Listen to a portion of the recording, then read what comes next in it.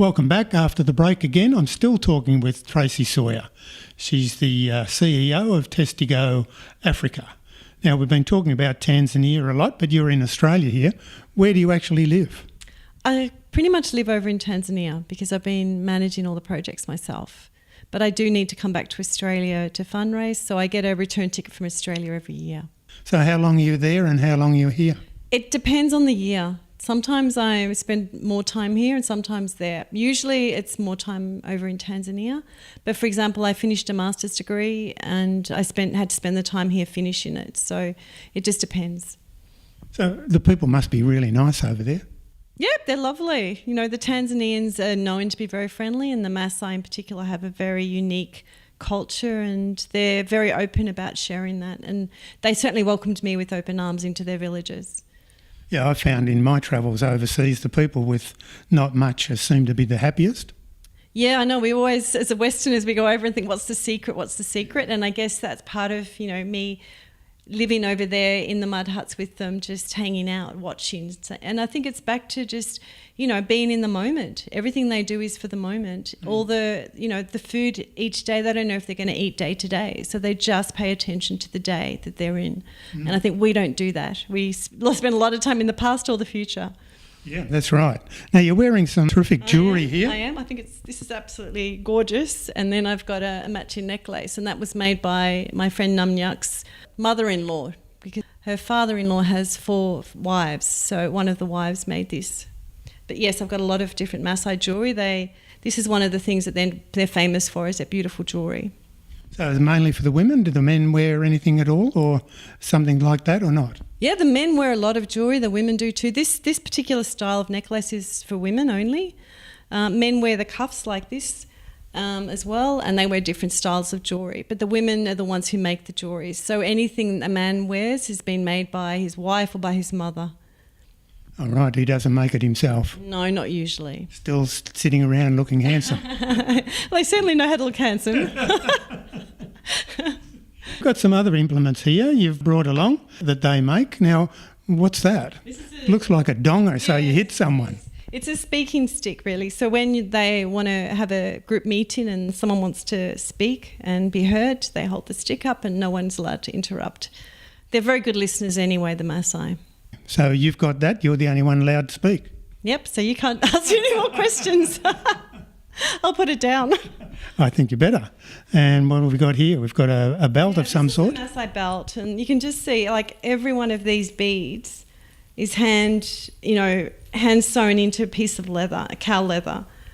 So it's extraordinary work. I mean, the back of it just shows you a little bit what's involved. But this is sort of a typical belt that's worn by women and men. So each of those is a single bead and they've sewn it in, each single one. Yeah. They're tiny. Yes, they're very tiny. I mean, their eyesight's incredible as well. I think maybe this is why their eyesight's incredible, because of the detail and the concentration that they have to do. But yeah, it's extraordinary the amount of work to make these belts. And these dingly things here... I was going to ask you about them. They're pretty much on all the Maasai things, like they're on their clothes and their jewellery and everything. It's just part of the style, the Maasai style. You can hear a Maasai coming because of this sound as they're walking. Yeah.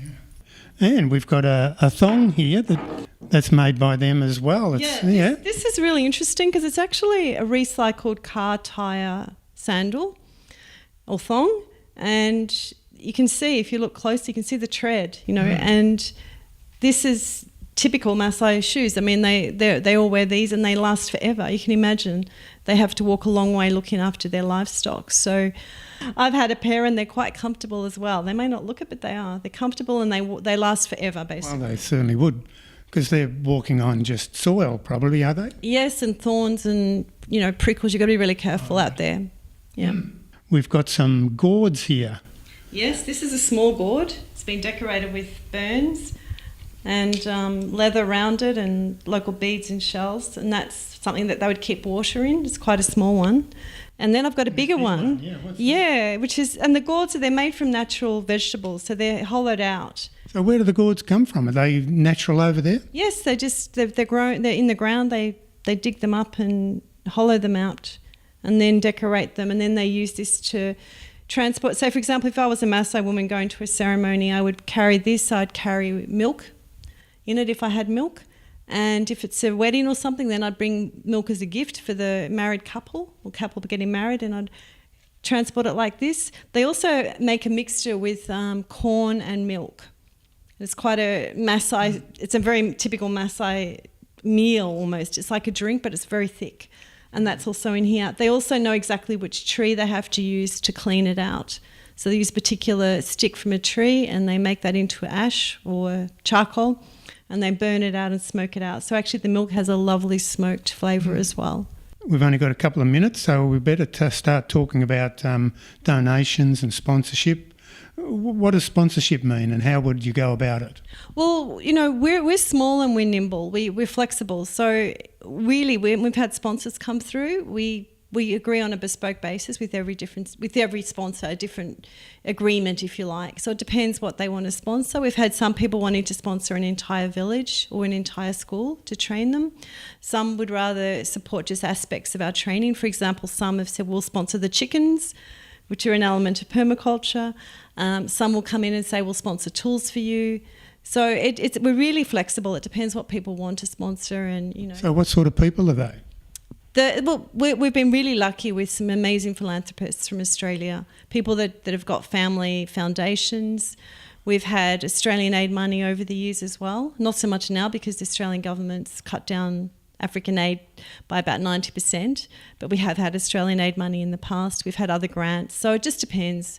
Once again, we're talking donations and sponsorship. How can people become a sponsor and or donate? Yep, just contact me. If you send me the email that's info@testigoafrica.org, that will come directly to me, and I'll give you a ring and we can have a conversation. If I'm in Australia, we can meet up. Mm-hmm. Okay, now just before we go, I've got to get this into the.